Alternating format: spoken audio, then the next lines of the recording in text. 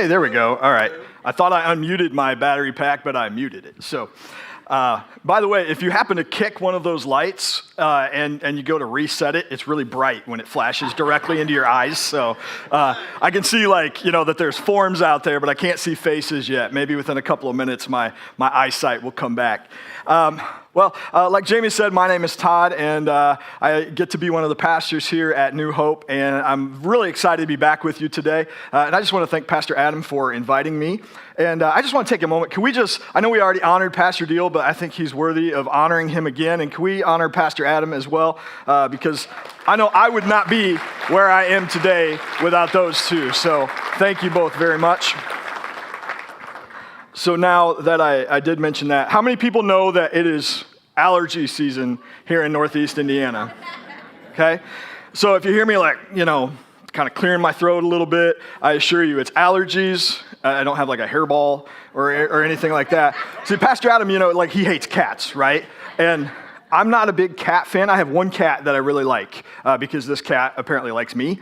And but it's so weird. On Amazon, they have this thing. This is no joke. It's like this rubber tongue sleeve that you can put over your own tongue so you can lick your cat the way your cat licks you. I do not have one of those, I promise. All right? This is allergies, nothing else. That one was for you, Pastor Adam.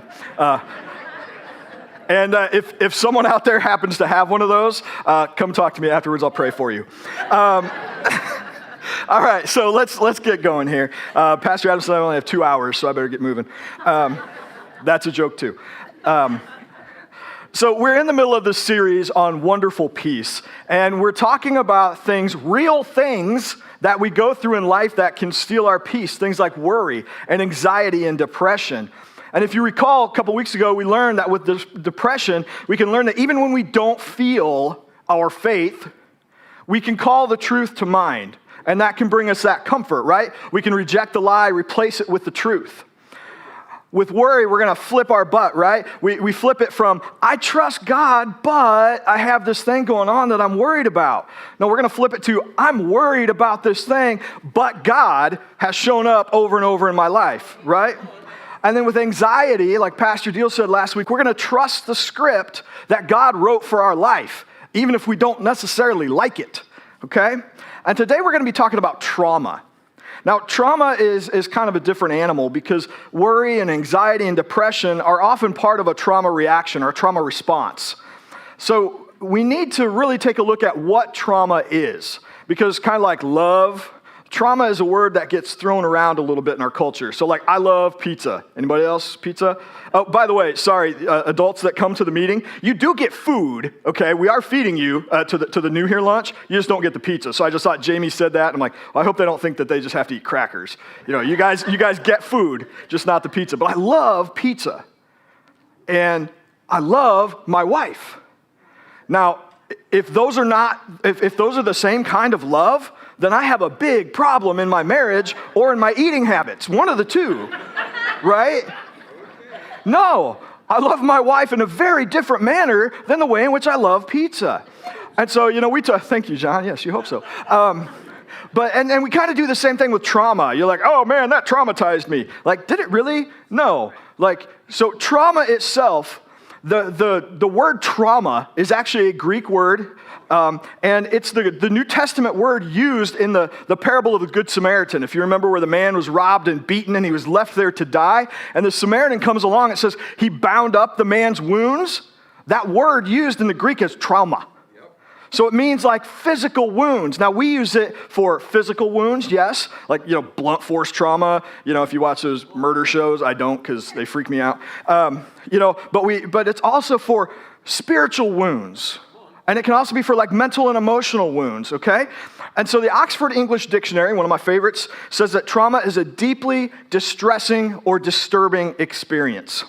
But I like the way one of my instructors puts it, Dr. Shanae Anderson. She says, trauma is an overwhelming event or experience that exceeds one's capacity to cope and can have a lasting and disintegrating effect on the mind and body.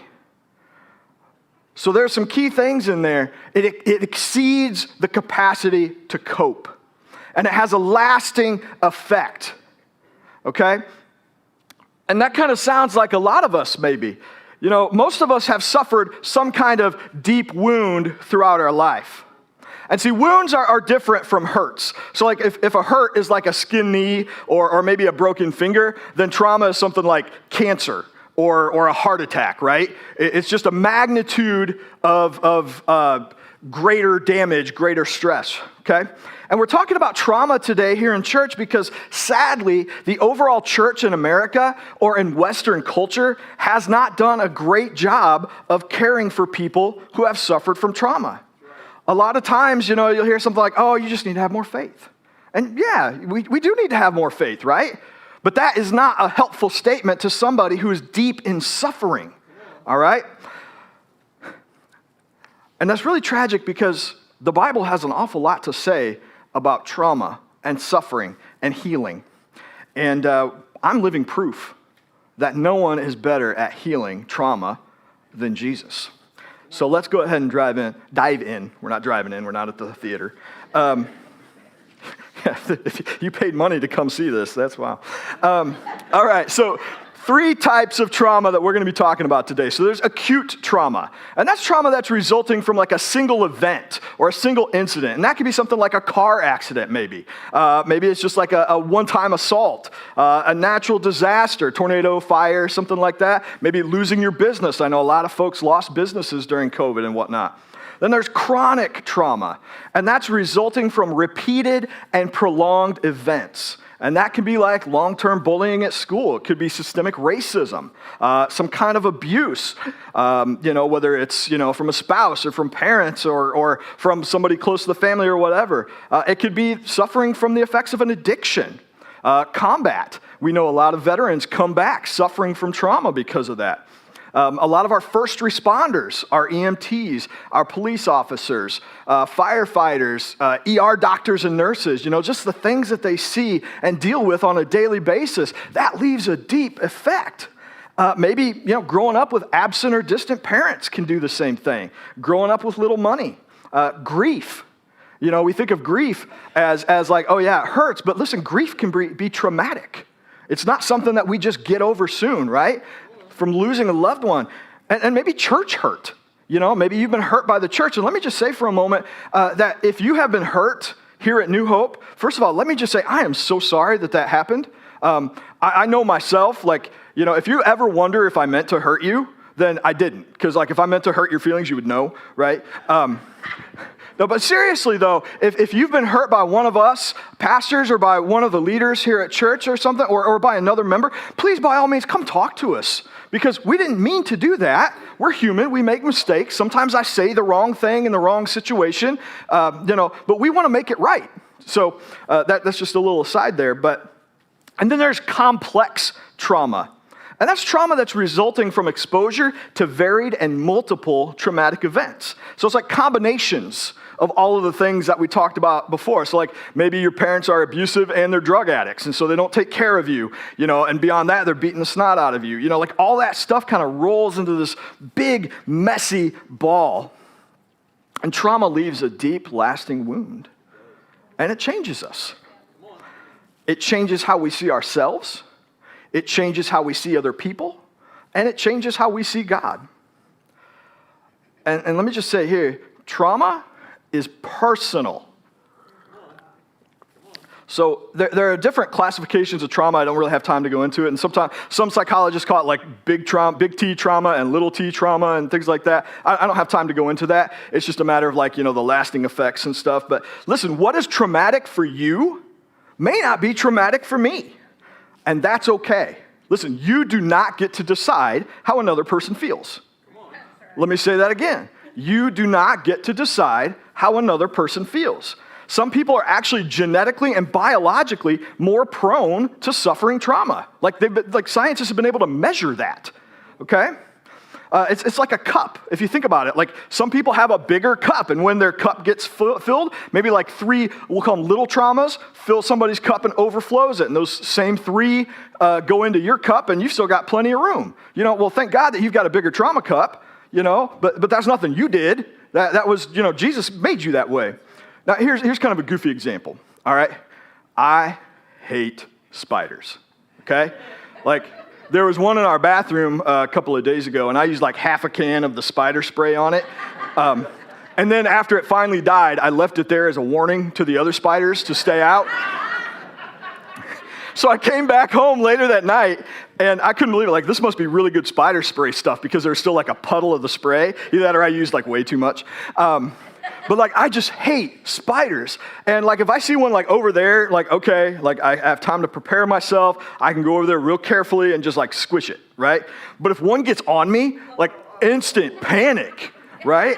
And like other bugs don't bother me unless one lands on me. I think it's a spider and I'm like, oh, okay, it's just an ant. I'm all right, right?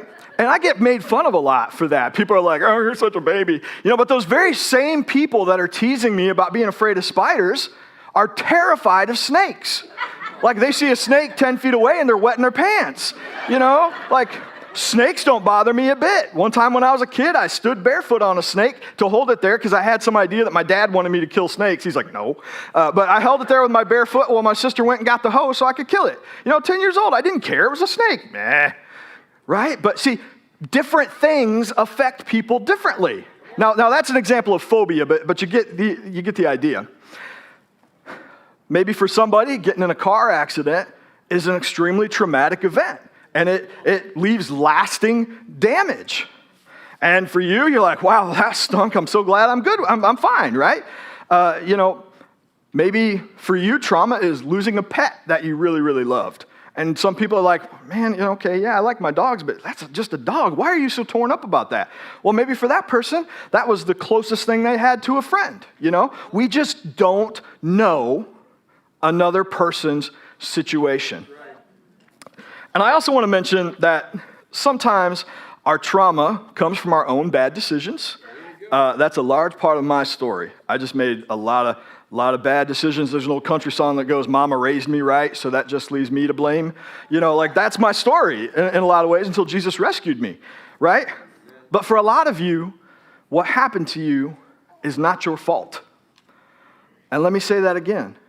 What happened to you was not your fault. If you were abused, if you were taken advantage of, you had bad parents, a cheating spouse, whatever, I want you to know what was done to you was not your fault, it wasn't right, and God sees your pain. And listen, trauma is not something that you just get over. Trauma has to be healed. Right?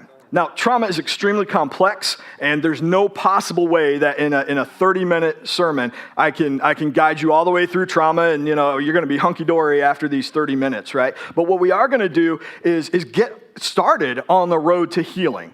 And I'm going to give you some tips on how to do that. And like I said, we're going to learn what the Bible has to say about it. So what do we do with this information? Like, you know, we have these wounds, but how do we actually start getting healed? And I said at the beginning, you know, that God's word has a lot to say about it. And so one person in the Bible that we might not think of as a victim of trauma is the Apostle Paul. And usually, I know at least I do, we think of Paul as like super Christian, right? Like he's got a cape with a big C on the back, you know, right? He did all of these amazing things. Like, look at his resume. He had a personal encounter with the resurrected Jesus. He wrote literally 2/3 of the New Testament. He was used incredibly by God. Like basically Christianity in Europe, and by extension, the United States, like exists because of churches that he started, right? Like if Paul wouldn't have done what he did, like we wouldn't be here as Christians, you know? So like it's so amazing. He did all these miracles, preached all over the Mediterranean region, and because he was such a great servant, God made him a millionaire and he just coasted for the rest of his life, right? No, we know that that's not what happened.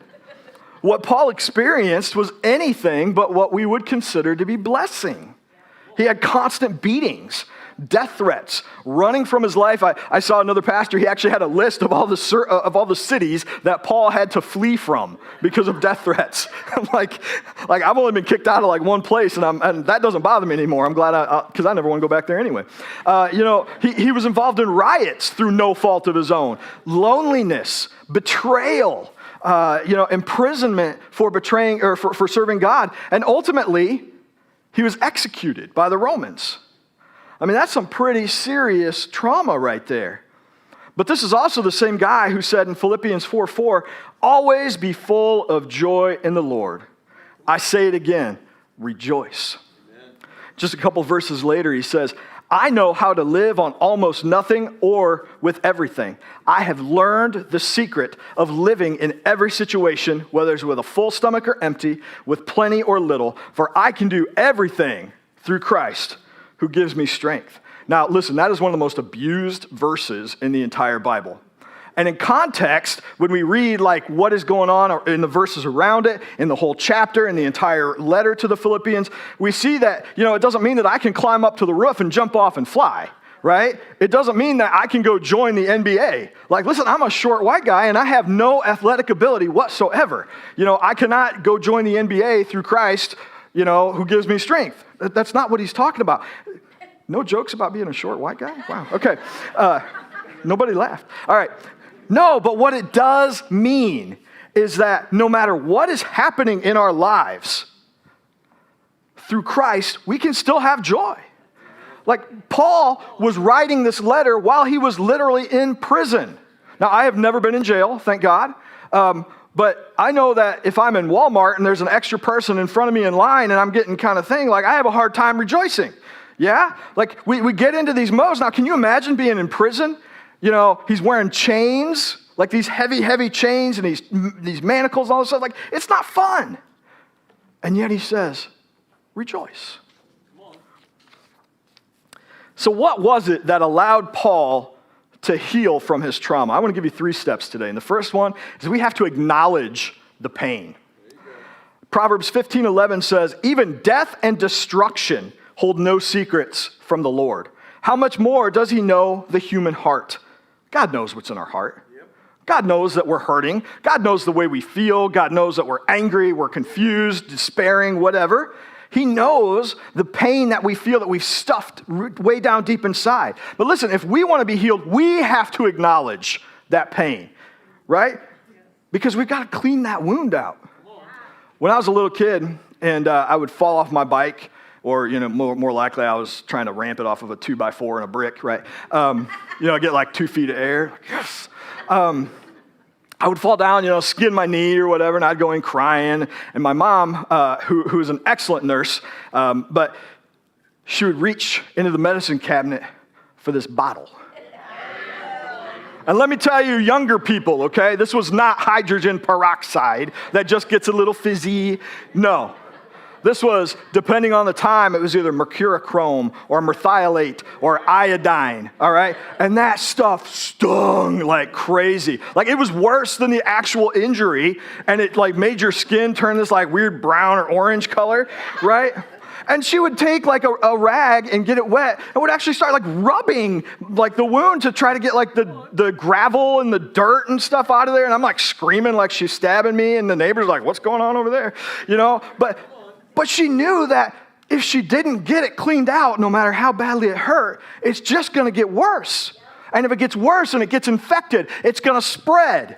And if it spreads, it's going to affect my entire body until they either got to cut the leg off or I die. So our society sometimes, especially for us guys, so men especially, I'm talking to you, but of course I'm talking to everybody as well. Our society likes to say, rub some dirt on it. Or suck it up, buttercup. And honestly, sometimes that is what we need to do. Like, I'm perfectly fine with pain. Like, if I got a leg sticking out of my bone, I'm like, I'm all right. I can hear it, If I get the sniffles, I'm like, Bethany, please bring me soup. I'm like a huge baby when I'm sick. Even if it's just like I said, I just got a runny nose. So yeah, I need to suck it up, buttercup, at those times. But usually, if we just try to suck it up, it only leads to bigger problems down the road. Because see, a wound can't just be ignored. If it's not taken care of, it will pop up later. And that can take the form of flashbacks, like we hear a lot of veterans and stuff. It can damage our relationships. It can cause us to not want to get close to anybody because we're afraid of getting hurt again. It can poison our entire self. So I started feeling strange physically, okay, at the end of 2013, and I went to the doctor right away. And I'm glad I did because it turned out that I had cancer. And because I went right away, they were able to treat it much better than if I had waited. I know a man that he had the exact same type of cancer I did, but he didn't want to acknowledge it. He waited a year because he was stubborn, and he ended up having to have like way more surgery, way more treatments and things like that than I did because he waited. But see, going to the doctor didn't give me cancer. I had it whether I acknowledged it or not. See, trying to pretend it didn't happen or that nothing was wrong with me would have kept me from getting healed. So going to the doctor and saying, there's something wrong, was the first step to healing. And I'm thankful to report that as of February of this year, I am 10 years cancer-free by the grace of God. See, the longer we wait to ask for help, the worse it gets. Psalm 30, verse 2 says, Lord, my God, I called to you for help, and you healed me. Amen.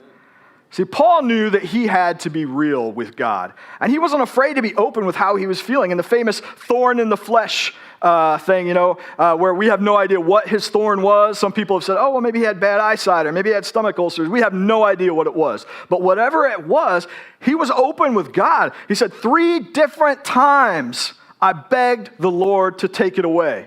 Like he was okay with saying, God, I don't like this. God, this is hard. God, this is painful. Please take this away. And the same can be said of Jesus in the garden, right? He said, Lord, if this cup can pass from me, please, I don't want to go through this. But the key is both of them said, but your will, not mine, be done. See, neither he nor Paul were afraid to share that they were in pain, but they were also surrendered to God's will.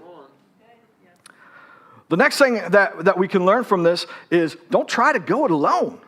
See, we're Americans. We like to be tough and independent, right? We want to pull ourselves up by our bootstraps. And I never really did understand that phrase. I'm like, because I had boots once upon a time and try to pull yourself up. And, I can barely walk and chew gum at the same time, much less pull myself up by my bootstraps. But see, you can get over a cold alone, right? You just stay home, rest for a couple of days, or maybe just fight through it, unlike me. But major illnesses or injuries, we need help for, right? So why do we try to go it alone? Why don't we want to share our pain with others? It's almost always some form of pride. And see, we think of pride as like, I'm a tough man. Nobody's going to see me weak. And, all right, sometimes that's what it is. But pride can also take the form of shame or insecurity. Like, I can't let people see that I don't have it all together. I can't let people see that I'm not perfect. I can't let people see that I'm weak. But see, here's the key thing. Just 2 verses after Paul writes that he begged God to take that thing away from him, he writes to the Corinthian church. This is like an open letter, right? He says, each time he said, God, he said, my grace is all you need. And now Paul says, he said, my power works best in weakness. So now I am glad to boast about my weaknesses, so that the power of Christ can work through me. That's why I take pleasure in my weaknesses, and then the insults, hardships, persecutions, and troubles that I suffer for Christ. For when I am weak, then I am strong. See, Paul wasn't afraid to share his weaknesses with the Corinthian church because he understood that by himself, he was weak. But through Christ, he was strong. And he also knew that we need each other. Remember, several weeks ago, Pastor Adam was preaching about Lazarus and how Jesus raised Lazarus from the dead. And so the dead man, or the now living person, formerly dead man, comes out, right? And he's all wrapped up in the grave clothes. And Jesus doesn't say, grave clothes, be gone. No, he says, to the people who are standing around, you unbind him, right? Jesus is the one who raised him from the dead. But then he told us to unbind him. Amen.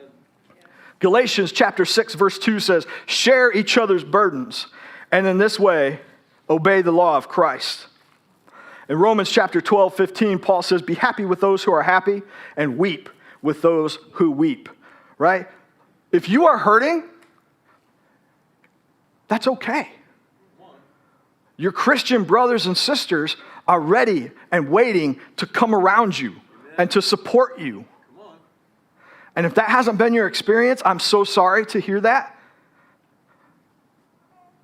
But I know that there are people in this church that are wanting to help you, that are wanting to support you, that do want to pray with you, that do want to have coffee with you and listen, all right? I know that because I've experienced it myself.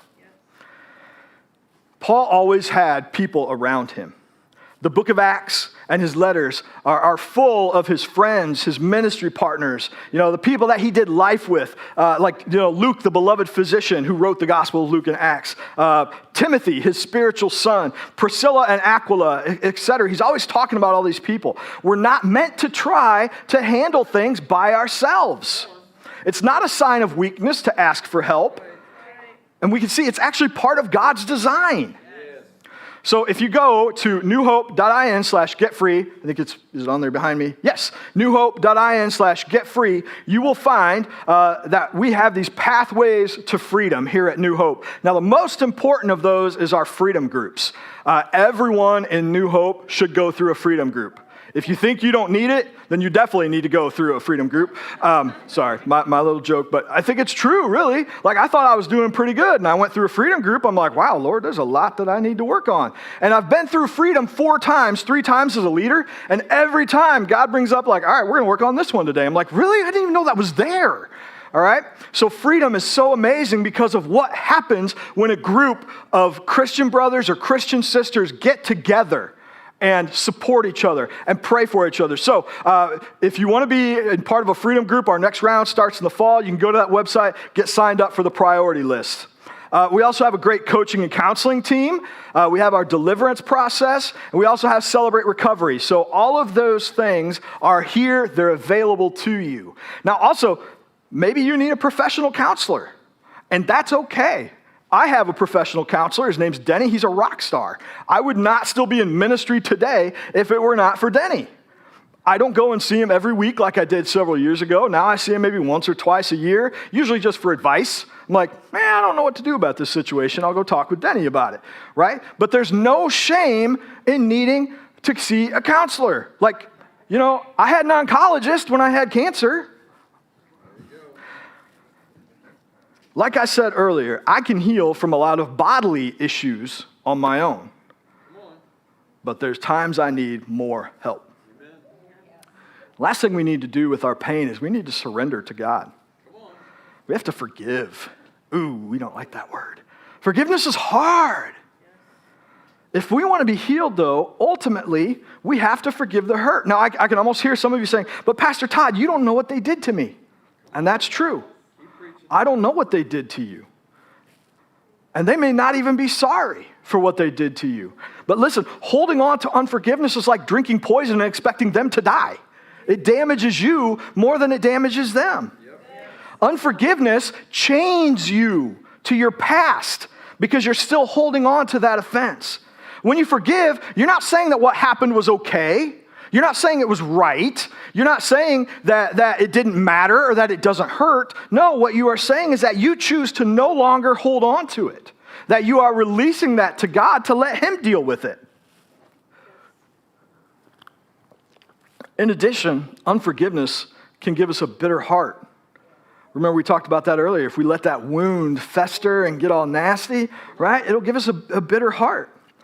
Because of what Jesus did on the cross, though, we can choose what to do with our pain. Yes. We can choose if we want to hold on to it, or we can choose if we want to release it. And again, please understand, I'm not saying that this is just like, oh, I release my pain and woohoo, sunshine and fluffy bunnies. Like, it's a process. Healing takes time. But this is how we begin the process. Isaiah chapter 53, verses 4-5 says, He took up our pain. He took up our pain. He bore our suffering, and by His wounds, we are healed. Now, a lot of times we take that, with like the literal, like my leg hurts or I have cancer or something like that. And yes, that is absolutely talking about physical issues, but it's also talking about spiritual issues. It's also talking about mental health and emotional health, okay?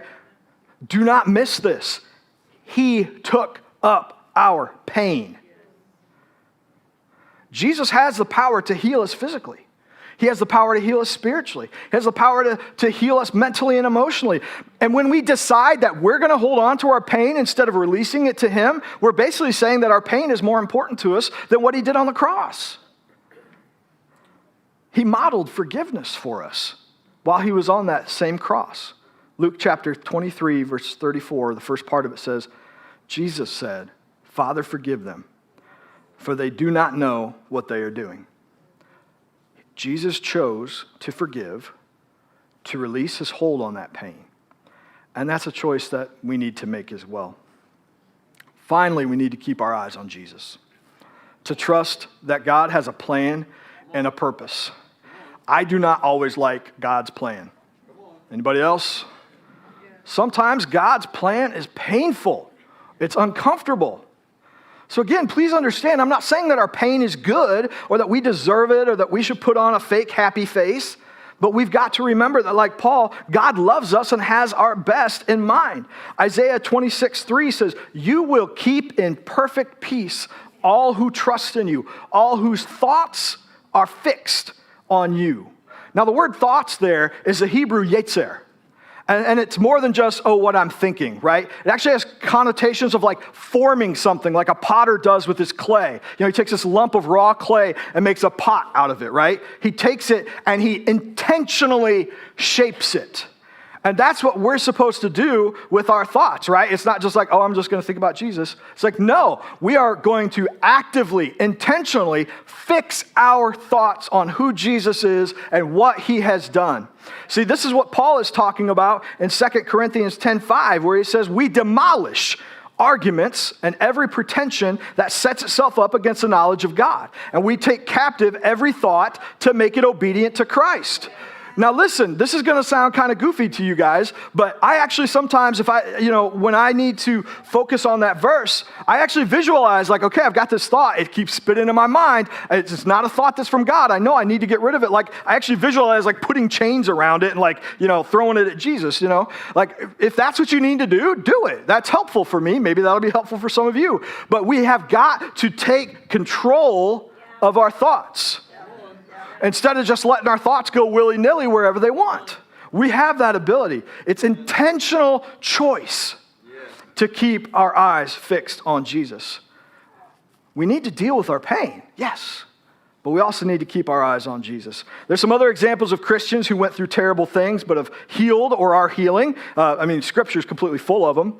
There's a pastor in Indy whose wife was murdered. He's still pastoring. I don't know if I would be able to do that, honestly. There's a guy named Robert Rogers. He's been called the modern day Job. He and his wife, and I can't remember if they had 3 or 4 kids. They were driving in his van and there was a flash flood and it swept them off a bridge. Everybody died but him. A couple weeks later, he's on the Today Show talking about how faithful God is, even in the midst of his pain. Like I get a hangnail and I'm like, come on, God, what are you doing? Right? What an amazing example of faith. I can't imagine the pain that these people have been feeling. And I can't imagine the pain that you are feeling today. But listen, know this. You cannot go back and change what happened to you. But God can heal your hurt. You don't have to live that way. Psalm 34:18 says, the Lord is close to the brokenhearted. He rescues those whose spirits are crushed. Will you please stand with me? A good friend of mine named Nick lost his daughter Alea about 1.5 years ago in a car accident. She was an 8th grader. She was one of our students in our youth ministry, and that was very, very difficult for all of us, but incredibly difficult for him.